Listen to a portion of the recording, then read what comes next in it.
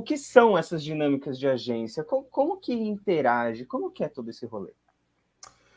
Então, Matheus, como você também sabe, as dinâmicas de agência são várias, né? As dinâmicas de agência é o que faz a agência ser agência, é o que faz ela existir, é o que faz ela se relacionar com seus clientes, relacionar com o seu público interno, se relacionar com o mercado e fazer o seu negócio, né, o core do seu negócio, que é criar uma comunicação que seja eficiente, que seja que dê resultado, né, que cumpra os objetivos daquela marca, daquela empresa ou daquele produto. E todo esse processo ele é feito de dinâmicas, né? Então, por exemplo, falando de maneira geral, a dinâmica prioritária, né, o cerne de uma dinâmica de agência é o job, né? O que é um job? Né? Porque a gente começa a falar em jargões aqui que muitas vezes vocês ainda não sabem ou estão aprendendo. O job, né, a palavra trabalho em inglês, nada mais é do que uma função, uma tarefa, algo que o cliente pediu para você, como agência, executar, né? Então, o cliente X está pedindo um lançamento de um produto Y. E esse produto tem várias características, né? Esse produto ele tem o seu público, esse produto tem ali uma verba, né, para gastar nesse lançamento. Existe um período, né, de veiculação, e aí o cliente ele descreve isso num documento, passa para a agência, e a agência desenvolve é, essa campanha baseada nesse documento. Isso é um job, né? O job é o processo todo, né? Esse documento que eu acabei de falar, onde ele vai registrar as informações, chama briefing. Vocês ainda vão ouvir falar muito sobre briefing. E vocês ainda vão reclamar muito de briefings ruins ou incompletos, porque isso faz parte da cultura da publicidade. Reclamar de briefing. Muitas vezes incompleto a ponto de ficar indo e vindo a informação para o cliente, várias dúvidas e tal, e aí o job acaba até atrasando, né, velho? Se de repente você está numa concorrência, que é uma outra dinâmica, de repente você está num brainstormão ali, uma outra dinâmica, né? Isso pode até atrapalhar. Exatamente, né? Então a gente com certeza vai fazer um capítulo só de briefing mais para frente, mas o briefing é um documento essencial, né? O briefing é um documento assim, sem um bom briefing completo, claro, objetivo, você não consegue fazer a campanha. Ou você vai fazer uma campanha e ela vai estar incompleta, né? Se o briefing está incompleto, a campanha vai ficar incompleta. Se o briefing está confuso, a campanha possivelmente ela vai ficar, ela não vai estar de repente adequada àquilo que o cliente pensou, né? Ou imaginou, né? Então, o briefing é super importante, é uma dinâmica fundamental. Muitas vezes o cliente ele passa um briefing genérico, geral.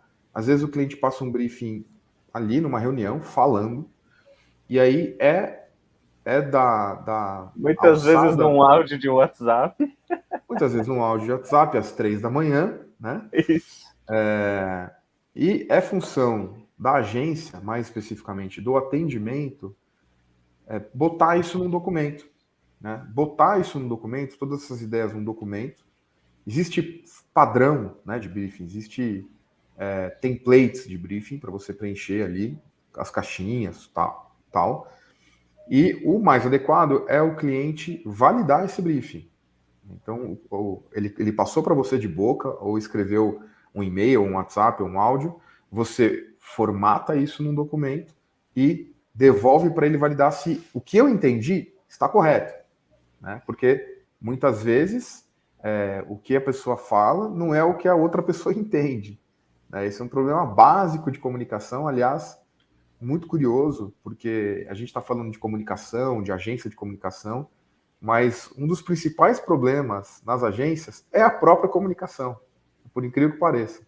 A comunicação às vezes é falha, a comunicação às vezes é incompleta, existe muito essa coisa de interpretação, né? Então o cliente ele falou uma coisa, mas o atendimento interpretou um pouco diferente. e isso vai para dentro da agência, e imagina, é um dominó, né?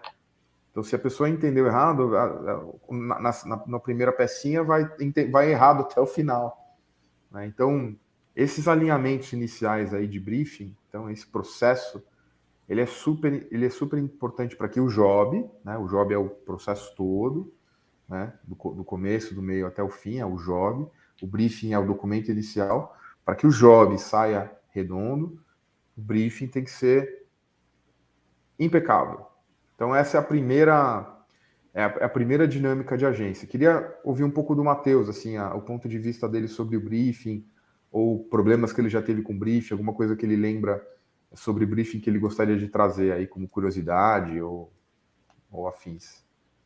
Tem muito briefing até que começa a deixar a comunicação até que bipolar, né? Quando esse documento ele não é bem construído.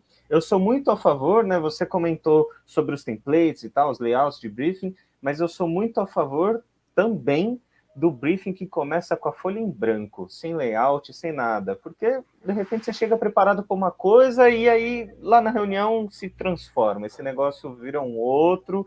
E aí, se amassa a folha e joga fora? Não, você tem que aproveitar as informações ali de alguma forma, né? Então, muitas vezes também o que acontece é do atendimento, ou quem estiver lá pegando o briefing, anotar ali e depois, quando volta para a mesa, volta ali para o seu ambiente de trabalho, na agência e tal, aquele profissional acaba passando tudo a limpo e aí distribuindo para as áreas. Faz ali o briefing criativo, o briefing de mídia, vai distribuindo o job para a galera, né?